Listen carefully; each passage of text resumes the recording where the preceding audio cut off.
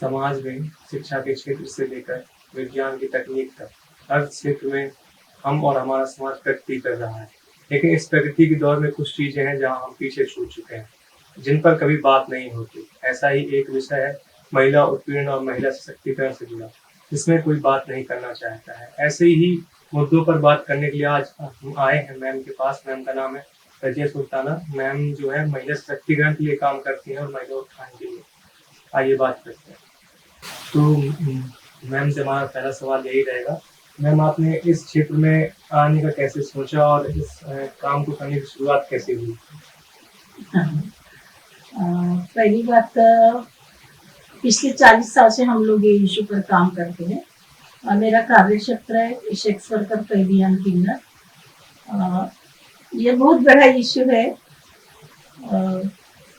ये सवाल के साथ मैं कैसा जुड़ूं? मैं जब शादी में जाती थी, जिन लड़कियों थे वो लड़कियां फिर मुझे दिखती थी गली में, मैं पूछती थी शबाना वापस क्यों नहीं गई, रुखसाना वापस क्यों नहीं गई? तो बोलते थे कि मैडम हमें नहीं जाना है, वो आदमी नहीं है, वो नामर्द है, परफेक्ट नहीं है। तो मुझे ये सारे लफ्ज बहुत नए थे मेरे लिए ये टिकोर में। तो मैं मेरी जिठानी को पूछती थी, सास को पूछती थी ये नामर्द क्या होता है, ये क्या होता है। तब वो साबुनपुरे में हमारी एक बड़ी जिठानी रहती, उनके यहाँ ये सारे लोग आते थे। उनकी वो जो दुनिया थी, जोड़ों की दुनिया, उनको मिली, उनका लाइफ देखा। फिर भोपाल में शबनम मौसी को मिली, फिर सदाशिव अमरापुर को मिली, आशुतोष राणा को मिली। उनके लाइफ पर काफ़ी पिक्चर आए, सड़क आया है, शबनम मौसी आया है। और इस तरह से मैं इश्यू के साथ जुड़ी। और जब मैं काउंसलिंग सेंटर चलाती हूँ, हमारे काउंसलिंग सेंटर में भी काफ़ी महिलाएं आती है कि मैडम मेरे शोहर में सेक्सुअल प्रॉब्लम से मुझे जाना नहीं है, वो परफेक्ट नहीं है।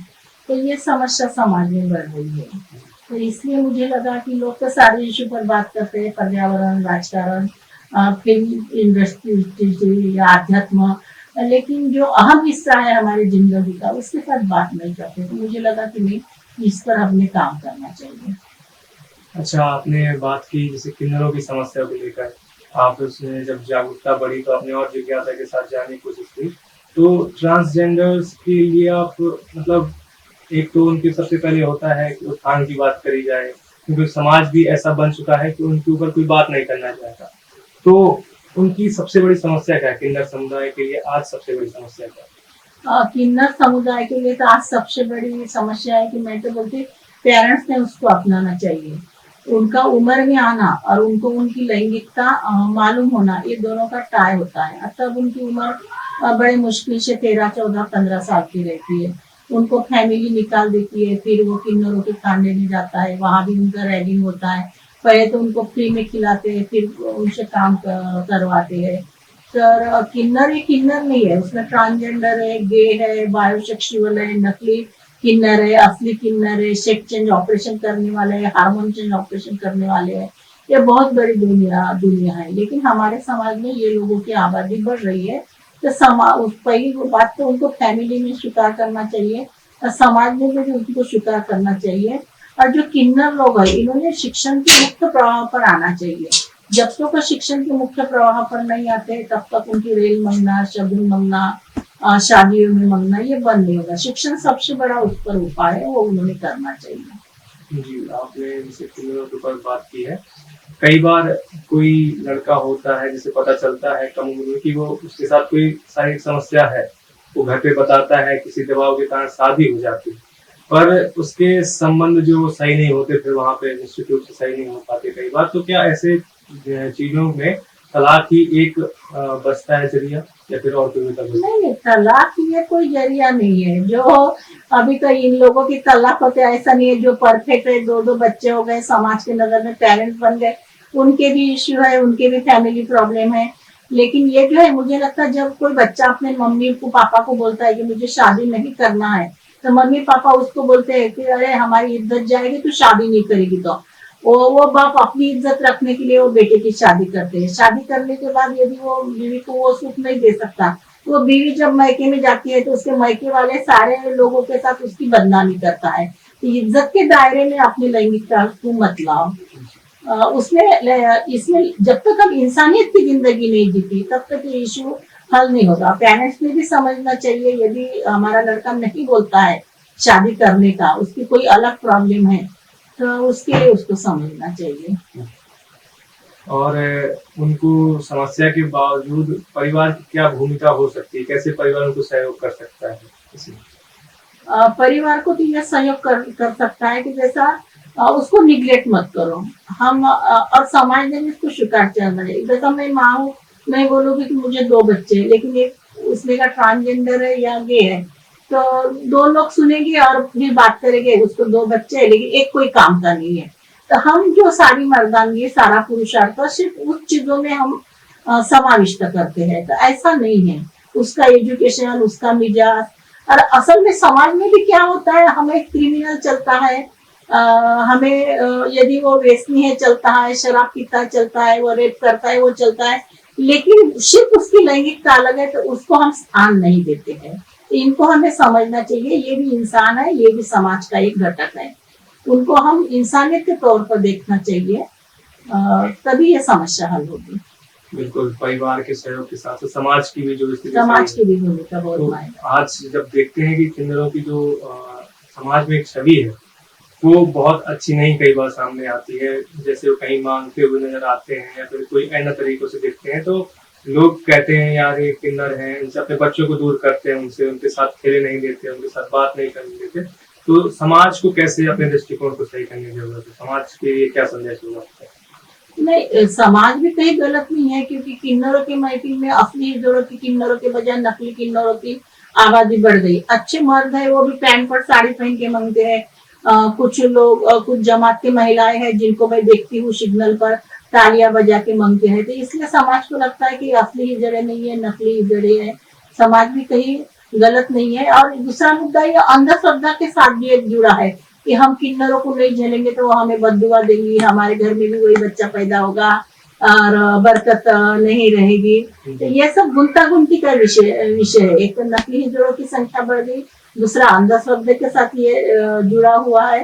तो इसलिए समाज भी कहीं गलत है ऐसा नहीं है। बहुत बार हमारे हिजड़े भी जबरदस्ती पैसे मांगते हैं, नहीं मांगते तो गालियां देते हैं, आपस में झगड़े करते हैं, इसके ऊपर केस दाखिल होता है, फिर उनको अंदर डाले जाता है। तो उनकी इसमें जो नकली लोग आ गए उसलिए उनकी आबादी बढ़ गई है। जी, और ऐसे में आपके और ट्रांसजेंडर्स के लिए क्या संदेश रहेगा? और ट्रांसजेंडर के लिए तो मैं यही संदेश दूंगी कि आप खुद को कम मत समझो, आप परफेक्ट हो। बहुत सारे लोग हैं जब लाइफ में आते हैं, कोई दाहिने हाथ से खाता है, कोई बाएं हाथ से खाता है, उसको डाव कोरा बोलते हैं। तो वो उसी लैंगिकता लेके जन्म को आते हैं। पेरेंट्स ने भी यह करना चाहिए, उन्होंने मत पढ़ना चाहिए। और पढ़ना बोलते यही नहीं है कि नौकरी लिए पढ़ो, मैं बोलती शादी में नाच गाना करके मंगाने से तुम शादियों में तुम खाना पकाओ, शादियों में तुम दुल्हन की मेहंदी लगाओ, शादियों में तुम केश रचना करो। बहुत सारे किन्नर अभी रंगोली इसमें जाते हैं।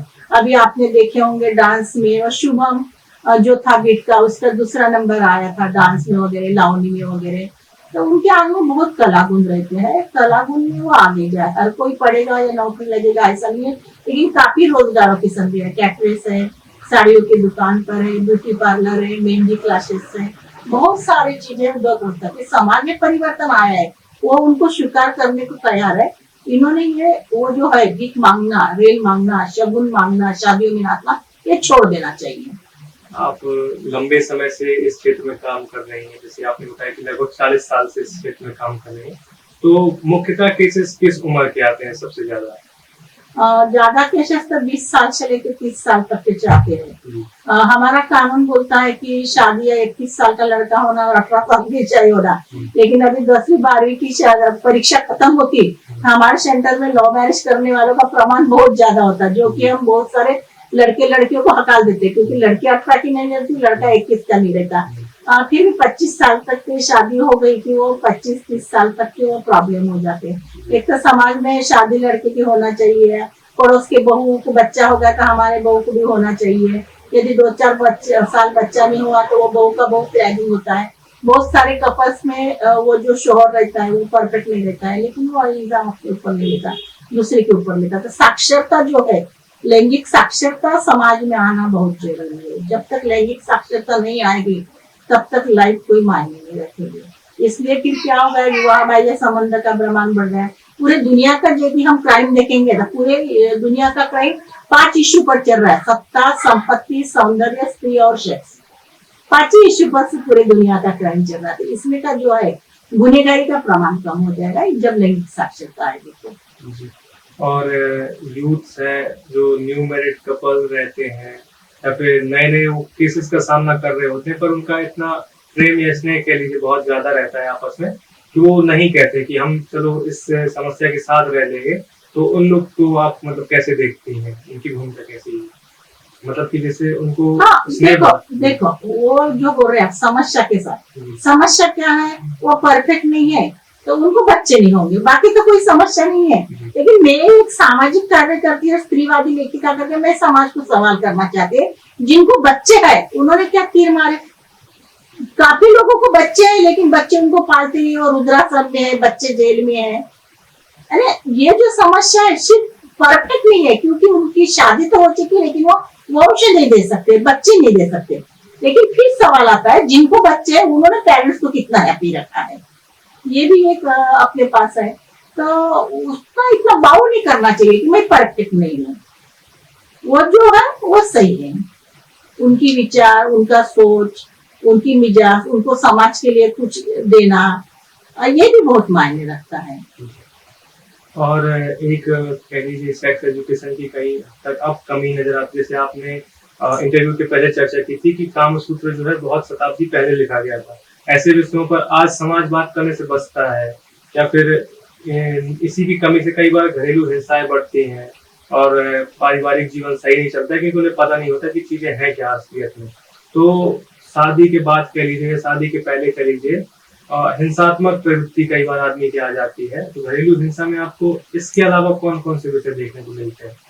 ये घरेलू हिंसा में तो काफी है, संशय लेना है, शराब है, काम पर नहीं जाना है, कर्जा करना है, ये सारी विषय है। लेकिन हमारा तो पूरा काम इसी इशू पर चलता है। तो मुझे लगता है कि दोनों मियाँ बीवी ने इस विषय को समझना चाहिए कि सेक्स के तो मतलब नैसर्गिक धर्म है, लेकिन आवश्यक तब उसको त्यागना ये एक मन का धर्म है। जी, तो मुझे लगता है मन का धर्म बहुत मायने रखता है। जी, अभी हम चारों तरफ नजर गिराएंगे तो कोई नहीं छूटा। रेप केस किसके ऊपर नहीं दाखिल हो गए? बड़े बड़े मौलाना पर हुए हैं, बड़े बड़े बाबा पर हुए हैं जो आध्यात्म की बात करते हैं। कोई ऐसा सत्र नहीं छूटा है कि जहाँ महिलाओं का लैंगिक शोषण नहीं होता। लैंगिक शोषण अलग बात है और रेप के मतलब ये इसमें प्रताड़ना होना है अलग बात है। हम उसके तरफ किस नजर से देखते हैं? और महिलाओं ने भी आगे वाले बंदे की नजर और नियत पहचानना आना चाहिए। हमारे एक हाथ में पगार है, एक हाथ में पदवी है, फिर भी शोषण होता है। अभी मीटू का एक चला था 3 जी, साल पहले। जी, तो मीटू का जब चला है तो हर फिर की औरतें आगे आ रही थी और वो सही भी था, वो कहीं गलत नहीं थी। तो सारी जिम्मेदारी मर्दों की है, सारा इल्जाम मर्दों का ऐसा नहीं है। महिलाओं ने भी आगे वाले की नजर नियत पर रखना चाहिए, उनको उतना आना चाहिए। जी। और जब बात होती है ट्रांसजेंडर्स की, महिला उत्थान की, तो आपने इन कई सालों में लगभग कितने केसेस सॉल्व किए होंगे इस तरीके के? कितने केसेस आपका सामना हुआ? भैया हजारों केसेस हो गए। 30 जी, साल में तो रोज के 3 तो महीने के 100 केसेस आते हैं। जी, अब सिर्फ महिलाएं आते हैं ऐसे नहीं है, मर्द लोग भी बहुत आते हैं। कुछ रोते हैं और मतलब लाइफ पार्टनर होना चाहिए उनको। जी, लेकिन हम लाइफ पार्टनर को पार्टनर समझते हैं या सिर्फ सेक्स पार्टनर समझते हैं? बिल्कुल। ये वहाँ एक सवाल खड़ा होता है। जी। अ, अच्छा ये द्वंद्व बहुत चलता है जी, दोनों के बीच जी, में। और फिर अभी तो इशू इतने आ रहे हैं, फ्रीडम मिला है, लड़कियां बोलती है तो लोगों को लगता कि उस बात पर नहीं बोलना चाहिए। उसको लगता उसके लिए वो मेरे पास आए, उसको लगता मैं क्यों जाऊँ, उसने रिक्वेस्ट करना चाहिए। तो ये इसमें आया है, बेडरूम हमारा कानून के दायरे में आया है। जी। अच्छा इतने हज़ारों केसेस से आपका सामना हुआ, आपने सुलझाए बहुत से केसेस, तो इनमें से सबसे यादगार केस कौन रहा अब तक का 40 सालों के आपके इस क्षेत्र में? यादगार तो भैया मरी हुई महिलाएं ज्यादा यादगार रही। मुझे याद है एक केस में मैं गई थी।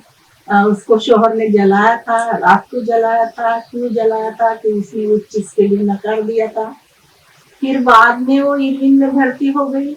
और फिर भी शोहर के नाम की जो टिकली रही थी बिंदी, अभी तो बहुत तरक्की हो गई, तब वो लोहे के पाइप के सलाइन रहते थे दवाखाने में। तो वो डॉक्टर बोलता था कि ये टिकली वो पाइप को लगाता था सलाइन के, और वो बार बार उठा के कपाल को लगाती थी कि उसको लगता था कि मैं बिंदी भरी मर जाऊंगी तो सीधा जन्नत में जाऊंगी। तो वो हादसा मुझे आज भी याद है कि महिलाएं लाइफ तक यानी शोहर के कंधे पर जाना बोलते जन्नत। तो ये सब होता है। अंधश्रद्धा जो है हमारी जिंदगी में की वो निकलना चाहिए, जेंडर निकालना चाहिए। आज किन्नरों को, जेंडर को, गे को जिस पैगाम में समाज ने स्वीकार किया उतना लेस्बियन महिला को नहीं किया ना। लेस्बियन महिला एक अलग इशू है। महिला सशक्तिकरण की बात चल रही है, आजादी को 75 साल हो गए, अभी हम एक हफ्ते के बाद महिला दिन मनाएंगे, लेकिन वो इशू पर आज भी बोले नहीं जाता। जो कि काम सूत्र है पहला, पूरी दुनिया में पहला साहित्य है अपने यहाँ, खजुराहो मैथुन शिल्पम मैथुन काव्य, इस पर बात ही नहीं किया जाता जिसको हजारों साल पहले लिखा गया है इस पर। अच्छा, इतना साहसिक काम होता है महिला के बारे में सोचना, महिलाओं के बारे में सोचना, हजारों केसेस का सुलझाना, उनसे रूबरू होना। आपके परिवार का सहयोग निश्चित रूप से रहा होगा। आप परिवार के सहयोग को कैसे शब्दों में? परिवार का तो कैसा रहता है, उनके फील्ड में वो तो बिजनेस मैन है, उनके फील्ड में मैं बात नहीं करती, मेरे फील्ड में वो बात नहीं करता। मेरे बच्चे जो है, बच्चे पूना में रहते, वो बहुत रिस्पेक्ट देते हैं, नातू पंतु है वो भी रिस्पेक्ट देते हैं। परिवार का सहयोग रहे बिना मतलब ज्यादा अच्छे पैगाम में हम काम कर सकते हैं। यदि हमें परिवार का सहयोग मिलता है तो अच्छे पैगाम में काम कर सकते हैं। और काम करते समय में थोड़ी नैतिकता होना चाहिए, हार्डवर्क करते होना चाहिए, एक निष्ठा होना चाहिए, उसमें आप बिकाऊ नहीं होना चाहिए। और हमारा फील्ड ऐसा है भैया कि मान अपमान पचाने की ताकत होना चाहिए।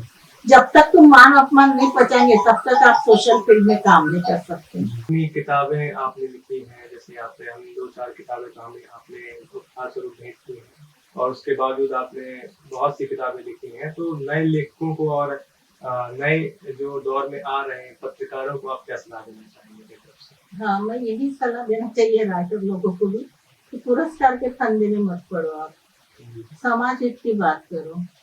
आपके लेखनी में दम है तो समाज आपको स्वीकार करेगा। और ऐसा वैसा नहीं लिखते हैं यारो, हम कहानियां नहीं हकीकत लिखते हैं हम। जहाँ थम जाती है दुनिया वहीं से शुरू हो जाते हैं हम। क्या बात, क्या बात। बहुत बहुत शुक्रिया, मैम ने हमसे बात की और ऐसे विषय पर बात की जिस पर समाज आमतौर पर चुप्पी साध लेता है। कैमरा पर्सन दीप्ति वर्मा के साथ मैं कुशल सिंह, मंडल न्यूज।